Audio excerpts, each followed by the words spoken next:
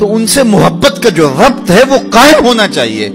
یہ کیسے ہو سکتا ہے عاشق رسول ہو, مجلس لگی ہو, محفل نعت چل رہی ہو, اور جب فجر کی اذان ہو تو سارے گھروں کو پلٹ جائے اور مسجد میں 1.5 صف نمازیوں کی رہ جائے, اور یہ سارے عاشق رسول تھے, ساری رات نعرے لگاتے رہے. اللہ کے رسول اس سے راضی نہیں ہوں گے. وَجُعِلَتْ قُرَّةُ عَيْنِي فِي الصَّلَاةِ, میری آنکھوں کی ٹھنڈک نماز میں رکھی گئی. جب بلال حبشی کو حضور اذان کا کہتے تو یہ کہتے ارحنا یا بلال, بلال اٹھو اور ہمارے دلوں کو راحت پہنچا دو, ہمارے سینے کو راحت پہنچا دو. تو حضور اس سے خوش ہوں گے. 5 گانا نماز شعار زندگی بنا لیں, اس کی چھوٹ نہیں ہے. بیماری کی حالت میں بھی چھوٹ نہیں ہے, حتیٰ کہ جنگ کی حالت میں بھی چھوٹ نہیں ہے.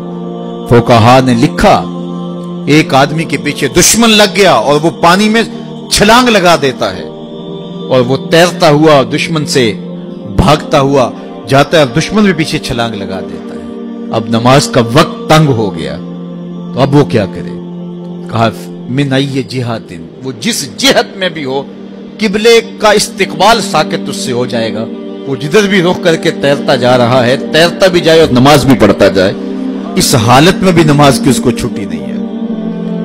اور ہمیں کس نے بتایا ہے کہ ہم عاشق رسول ہوں لیکن ہم نماز نہ پڑھیں؟ 5 گانا نماز زندگی کا شعار بنا لو. آپ کی مسجدیں آباد ہونی چاہیے. جمعے کے دن وہی لوگ ہوتے ہیں آسمان سے تو نہیں اتراتے یا زمین سے تو نہیں اگاتے, مسجد میں جگہ نہیں ملتی. عید کے موقع پر مسجدوں سے باہر اہتمام کرنے پڑتے ہیں, حالانکہ عید کی نماز تو واجب ہے. عید کی نماز فرض نہیں ہے, واجب ہے. صرف مردوں پر, عورتوں پر واجب بھی نہیں ہے, مسافر پر واجب نہیں ہے.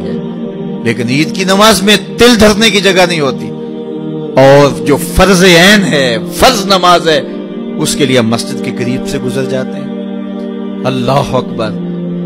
میں نے ایسے لوگوں کو بھی دیکھا ہے کہ مسجد کی ہمسائیگی میں گھر ہوتا ہے اور سجدہ کی توفیق نہیں ہوتی. اللہ سے سجدے کی توفیق مانگو. جب وہ کسی سے ناراض ہوتا ہے اس کا رزق نہیں چھینتا, آکسیجن نہیں روکتا, چاند کی چاندنی اس کے آنگن میں پڑنے سے نہیں روکتا, سورج کی کرنوں کو روک نہیں دیتا کہ اس گناہگار کے گھر میں تم نہ جانا.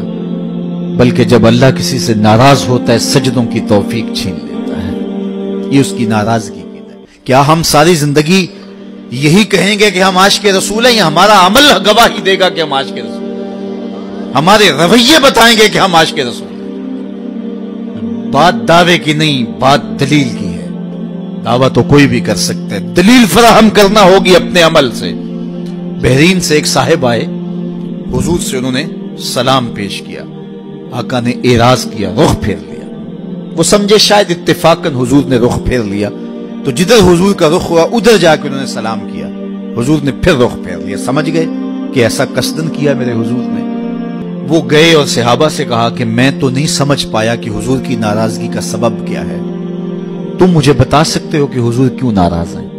تو انہوں نے غور کیا تو کہا ہاں, یہ تیرے ہاتھ میں سونے کی انگوٹھی ہے اور اللہ کے محبوب اس کو حرام کر چکے ہیں, آتش جہنم کا انگارہ قرار دے چکے ہیں. اس امت کے مردوں کے لیے سونا اور چاندی حرام ہے, عورتوں کے لیے زینت ہے, زیور ہے ان کا, لیکن مرد زیور نہیں پہنا کرتے. ایک انگوٹھی, اور وہ بھی 4.5 ماشے سے, چاہے رتی بھر کم ہو, کچھ کم ہو تو اس کی اجازت دی گئی, وہ بھی 2 نہیں, وہ بھی 1. اور سونا تو بالکل حرام کر دیا گیا. تو شاید حضور کی ناراضگی کا سبب یہ ہے. تو وہ آگے بڑھا اور اپنے اس معاملے کی تصدیق کے لیے سونے کی انگوٹھی اتار کے حضور کو پیش کرتے ہوئے کہا حضور اس وجہ سے ناراض ہے. آقا کریم نے پکڑا اس کو اور پھینک دیا. ناراضگی کی وجہ ختم ہو گئی, بیٹھ کے مجلس جاری رہی. جب مجلس اختتام کو پہنچی, لوگ اٹھ کے گھروں کو لوٹے, وہ بھی پلٹا. تو کسی نے اس کو کہا وہ انگوٹھی تو اٹھا لو, اتنی قیمتی ہے, اپنی بیوی کو پہنا دینا. تو اس نے کہا واللہ لا آخذہ وقد ترہہ رسول اللہ صلی اللہ علیہ وآلہ وسلم. اس نے کہا اللہ کی قسم یہ پڑی رہے, میں کبھی نہیں اٹھاؤں گا جس کو میرے حضور نے پھینک دیا.